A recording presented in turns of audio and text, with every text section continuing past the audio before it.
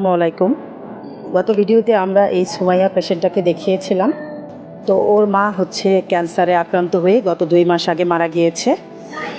তো দুর্ভাগ্য, ওরা হচ্ছে সমস্ত ভিটাবাটি বিক্রি করে শহরে এসেছিল কিছুটা বাঁচার জন্য। কিন্তু ও যখন রাস্তা পার হতে যায় তখন একটা মারাত্মক মানে গাড়ি অ্যাক্সিডেন্টে ওর পাটা দেখেন কাটা পড়ছে।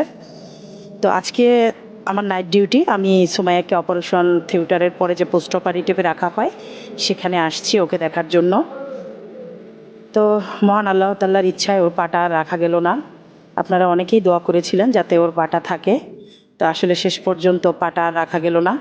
সুমাইয়া, কেমন আছো? আলহামদুলিল্লাহ ভালো আছি। আপু, আমার মা 2 মাস আগে ক্যান্সারে মারা গেছে।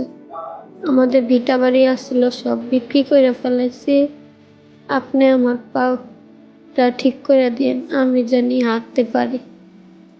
আপনি দোয়া করেন। আচ্ছা আচ্ছা, ঠিক আছে সুমাইয়া, আমি আকিজ গ্রুপের সাথে কথা বলে তোমাকে একটা পায়ের ব্যবস্থা করে দিব। তুমি চিন্তা করিও না, ঠিক আছে? তুমি ভরসা রাখবা আল্লাহর উপরে, ঠিক আছে? খোদা হাফেজ।